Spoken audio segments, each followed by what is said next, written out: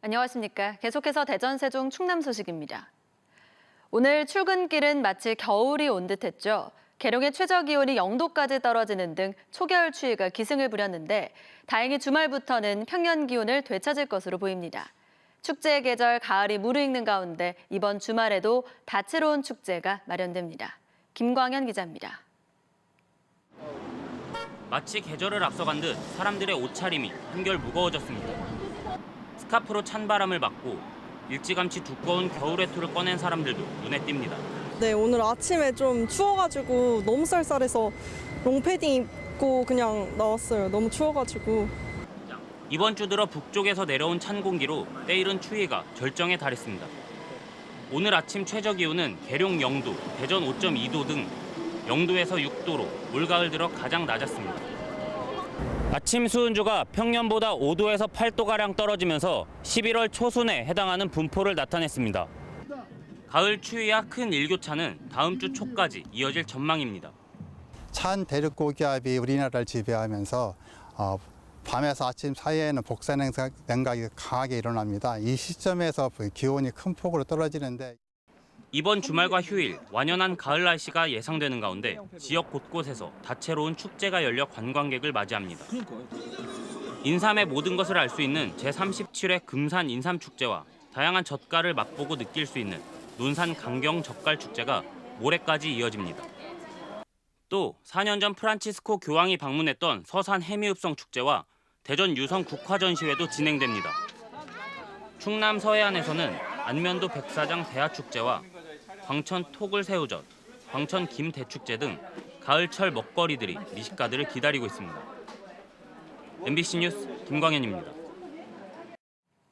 단풍과 선선한 날씨로 산행객이 급증하는 10월에 산악 사고도 급증하고 있습니다.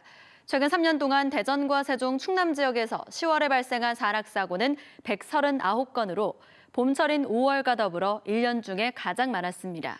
사고 유형으로는 실족과 추락이 30%로 가장 많고 그다음이 조난과 질병 순으로 나타났습니다. 전문가들은 산악 사고를 예방하기 위해 체온 유지에 신경 쓰고 해가 지기 전에 서둘러 하산할 것을 조언했습니다. 한국원자력연구원 방사성 핵폐기물 무단 처리 논란과 관련해 암 유발 등 인체에 심각한 피해를 끼치는 중저준위 핵폐기물이 무단 처리된 수십여 톤 안에 상당량 포함된 것으로 드러났습니다.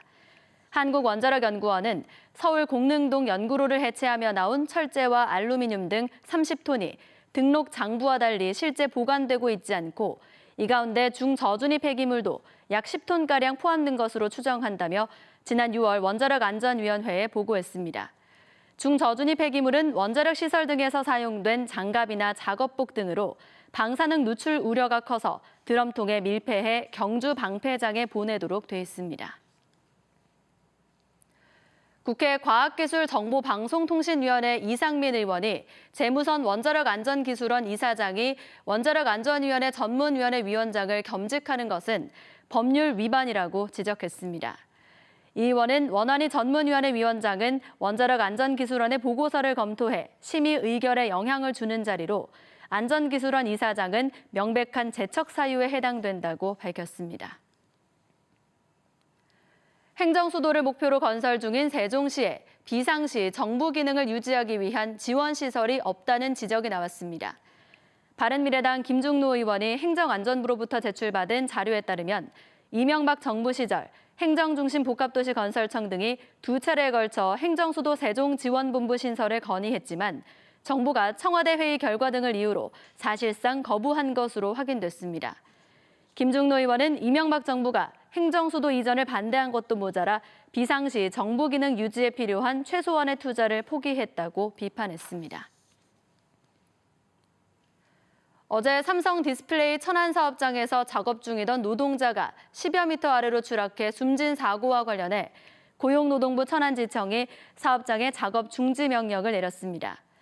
노동부 천안지청은 무거운 장비를 곤돌라에 옮기다가 무게중심을 잃어 사고가 난 과정에서 안전수칙 위반 여부가 있는지를 집중 조사하고 있다며 조사가 진행되는 동안 현장 작업을 전면 중지시켰다고 밝혔습니다. 경찰도 현장 CCTV를 분석하고 현장 관계자를 소환해 업무상 과실 여부 등을 조사하고 있습니다. 예산군 특별사법경찰대는 허가를 받지 않고 산지를 훼손한 혐의로 군청 소속 공무원 A씨에 대해 조사하고 있습니다. A씨가 지난해 7월 대술면 상항리 자신의 임야를 깎아 도로를 낸 혐의로 군에 고발됐으며 훼손된 임야는 문화재 보존 영향검토 대상 구역에 해당하는 것으로 알려졌습니다.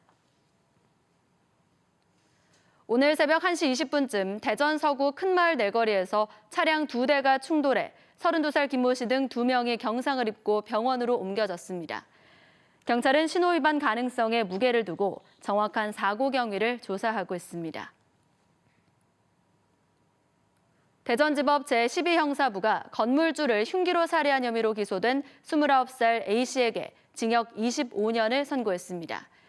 A씨는 지난 7월 자신이 살고 있던 대전시 서구의 한 다가구 주택에서 건물주 65살 B씨가 자신을 감시한다며 흉기로 살해한 혐의로 재판에 넘겨졌습니다.